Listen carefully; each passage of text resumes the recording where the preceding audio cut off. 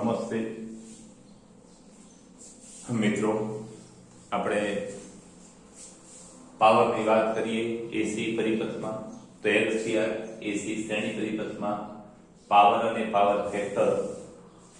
તો મિત્રો, પાવર એટલે વોલ્ટેજ અને પ્રવાહનો ગુણાકાર. આવું આપણે આગળ ભણી ગયા છે.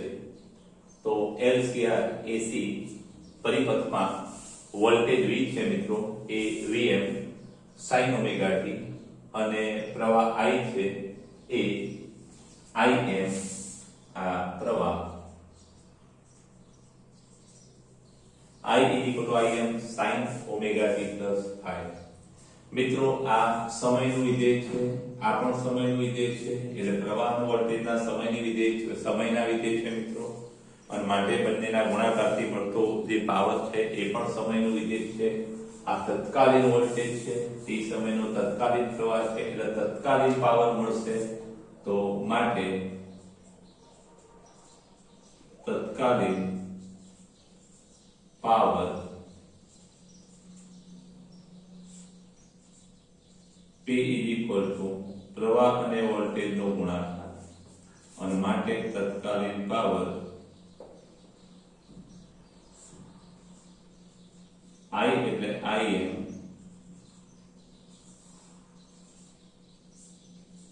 Omega t plus phi into Vm sin omega t.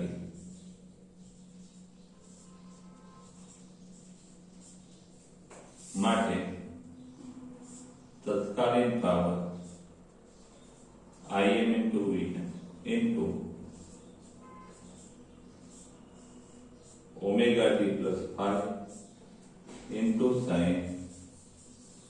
મિત્રો, ગણિતમાં એક સૂત્ર છે, એનો આપણે ઉપયોગ કરીશું કે sin 2 sin alpha sin beta, તો cos alpha plus beta minus cos alpha minus beta મેથ્સમાં આવે છે મિત્રો. બાયોલોજી વાળા આટલું સૂત્ર યાદ રાખજો. આ માઈનસ હોય તો અહીંયા આવું છે. તો -2 sin omega t plus phi, અહીંયા alpha ની જગ્યાએ omega t plus phi અને બીટા ની જગ્યાએ omega t.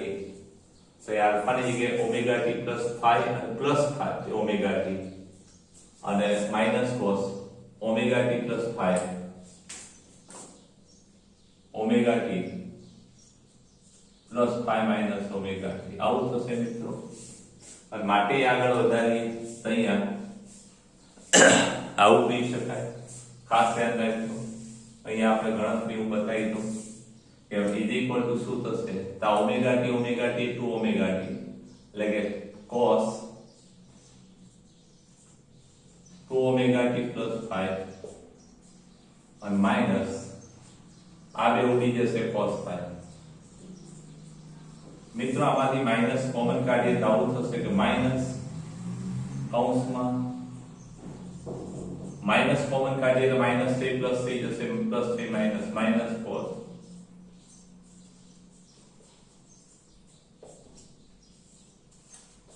મિત્રો, આવું સૂત્ર થશે. આમાંથી -2 કાઢી નાખીએ એટલે માઈનસ માઈનસ ઉડી જાય, બગડો પેલી બાજુ છેદમાં જશે. એટલે આપણું છેલ્લું સમીકરણ આવું થાય 1/2 into cos phi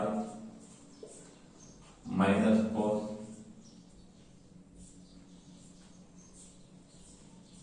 2 omega t plus phi. મિત્રો, આટલું ભણી જરા યાદ રાખજો. એનો મિત્રો અહીંયા ઉપયોગ કરીએ આપણે. તો માટે તત્કાલીન પાવર P, તમે ડાયરેક્ટ સૂત્ર યાદ રાખો તો પણ ચાલે. ખાસ યાદ રાખજો, sin 2 omega t sin omega sin omega t plus phi into sin omega t equal 1/2.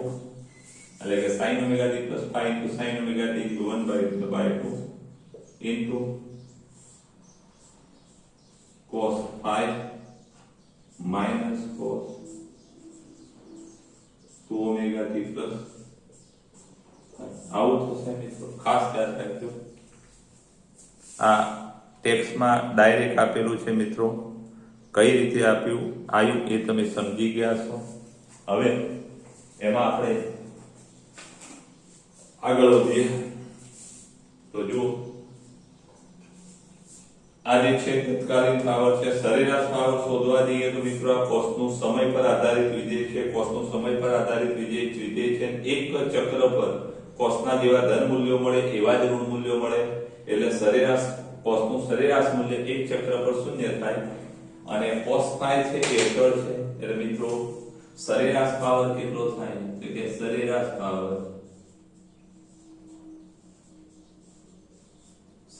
Power ને આપણે કેપિટલ P કહીશું ઇઝ ઇક્વલ ટુ I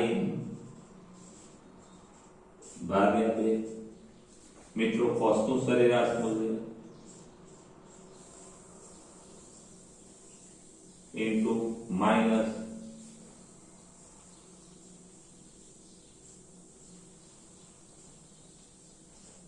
નું સરેરાશ મૂલ્ય. પણ મિત્રો આ સમયનું વિધેય છે એટલે એનું સરેરાશ મૂલ્ય શૂન્ય થશે પણ એવરેજ વેલ્યુ cos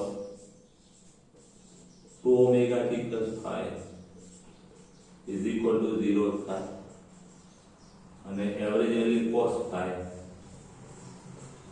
એ cos 5 થાય અને માટે સરેરાશ power capital P is equal to Im by 2. Im ને આપણે છેદમાં 2 છે અને આપણે વર્ગમૂળ 2 ગુણ્યા વર્ગમૂળ 2 કહી શકીએ. વર્ગમૂળ 2 એવરેજ વેલ્યુ cos 5 અને આનું એવરેજ વેલ્યુ 0 એટલે cos 5 વધશે મિત્રો.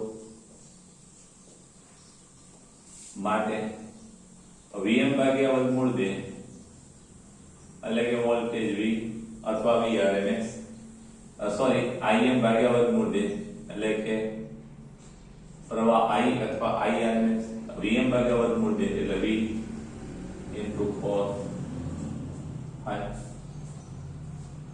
આપણે એક ખાસ યાદ રાખજો કે V બરાબર Vm ભાગ્યા વર્ગમૂળ 2 અને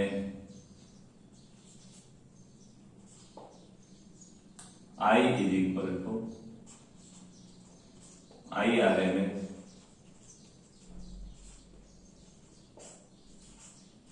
વર્ગમૂળ.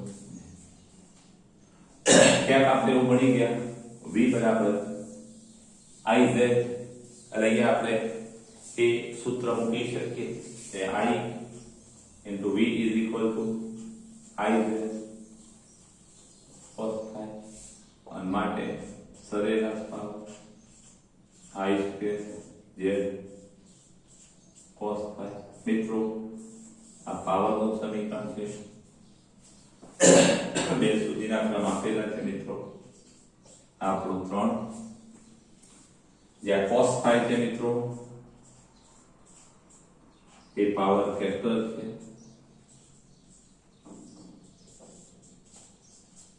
પાવર ફેક્ટર LCR AC શ્રેણી પરિપથમાં જો કોઈ મહત્વનો રોલ હોય તો આ પાવર ફેક્ટર cos 5 નો છે મિત્રો.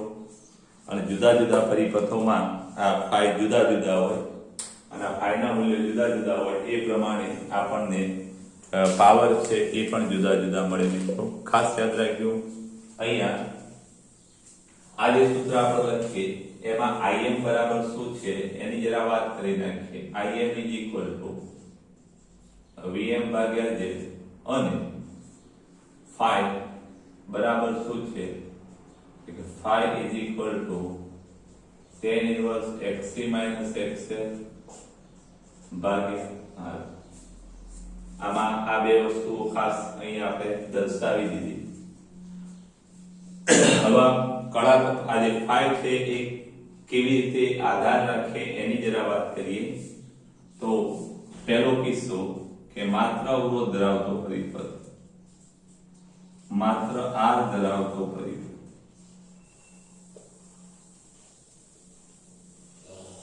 તો માત્ર અવરોધ ધરાવતો પરિપથ હોય Z બરાબર R થશે. Z બરાબર R અને phi બરાબર માત્ર અવરોધમાં phi 0 અને phi 0 નો cos phi cos 0 એટલે કે power p is equal to શું થશે તો i સ્ક્વેર z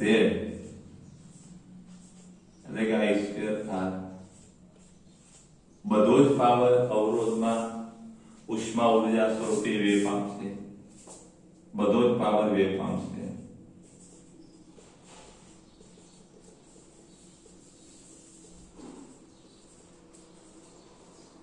પછી બીજું મિત્રો માત્ર L કે માત્ર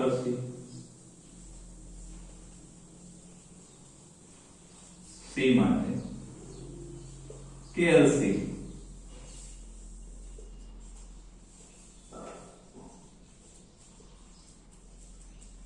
ખાસ યાદ રાખજો આ LC નો ઉલ્લેખ આપણી ચોપડીમાં છે નહીં તો આપણે ખાસ યાદ રાખજો માત્ર ઇન્ડક્ટર કેપેસિટર ધરાવતો હોય અથવા બંને ધરાવતા હોય અથવા આ બંને શ્રેણીમાં હોય તો પણ પેલા આપણે પછી ચોપડીમાંથી જ વાત છે તો phi બરાબર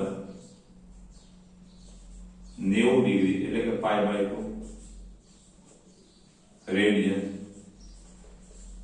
અને phi by 2 એટલે cos pi by 2 કેટલા મિત્રો cos phi મિત્રો આપણો ફેક્ટર 0 થઈ જાય અને આ 0 એટલે પાવર પણ કેવો થાય મિત્રો તો એ પાવર p કેવો થાય 0 થાય એટલે કે માત્ર ઇન્ડક્ટર કે માત્ર કેપેસિટર ધરાવતા જે પરિપથો છે એમાં પ્રવાહનું નિયંત્રણ પાવર શૂન્ય પાવરના વેગ થયા સિવાય પ્રવાહનું નિયંત્રણ થાય છે એટલે આવા પરિપથોને અથવા આવા પ્રવાહોને આવા પરિપથોમાં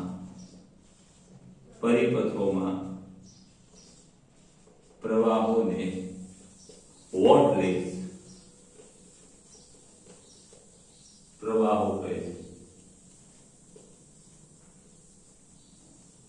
ખાસ યાદ રાખજો અને એના પછીનો કિસ્સો ત્રણે ત્રણ ઘટકો હોય L C R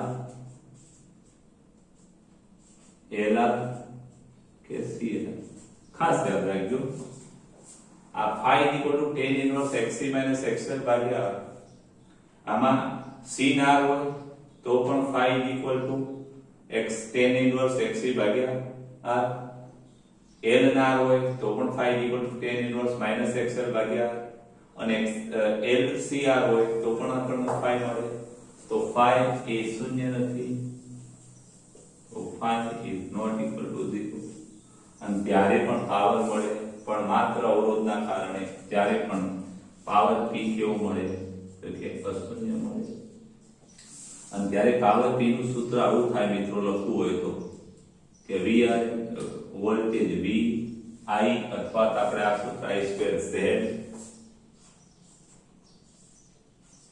into cos square cos phi બરાબર શું મિત્રો આટલી વાત યાદ રાખજો આપણો phi આ z આ અને આ cos phi એટલે પાસેની બાજુ ભાગ્યા આમ કહેવાય મિત્રો r by z cos phi is equal to r by z એટલે કે i સ્ક્વેર r મિત્રો ખાસ યાદ રાખજો z ઉડી જશે અને છેલ્લે ચોથો LCR માં અનુનાદ હોય અનુનાદમાં z બરાબર r થાય phi બરાબર 0 અને ત્યારે પણ power p = i square r છેલ્લા બંને કિસ્સામાં મિત્રો માત્ર અવરોધમાં પાવર વેગ થાય છે પણ અનુનાદની સ્થિતિમાં પાવરનો પ્રવાહ છે એ મહત્તમ મળતો હોય છે અને પ્રવાહ મહત્તમ મળતો હોવાના કારણે પાવર આના કરતા આમાં વધુ મળે મિત્રો ખાસ યાદ રાખજો જરા સ્ક્રીનશોટ લઈ અને ઉતારી દેજો મિત્રો આમાં એક વસ્તુ ખાસ મહત્વની, ત્યાં LCR, LR કે CR પરિપથ હોય અને અનુનાદ વગરની સ્થિતિમાં ઈશ્વર છે. આ અનુનાદી સ્થિતિમાં પણ આ જવાબ આવ્યો. પણ મિત્રો ખાસ યાદ રાખજો કે જ્યારે અનુનાદ થાય ત્યારે પાવર અવરોધમાં પાવર મહત્તમ વ્યય થાય, કારણ કે અનુનાદની સ્થિતિમાં પ્રવાહનું મૂલ્ય ખૂબ મોટું હોય છે, પ્રવાહનું મૂલ્ય મહત્તમ હોય છે. જ્યારે અહીંયા જેટલો પ્રવાહ મળે એટલો પ્રવાહ આ સ્થિતિમાં મળતો નથી. એટલે અહીંયા પણ અવરોધમાં પાવર વ્યય થાય છે, અહીંયા પણ અનુનાદની સ્થિતિમાં પાવરનું મૂલ્ય છે એ વધુ મળે છે. મિત્રો ખાસ યાદ રાખજો.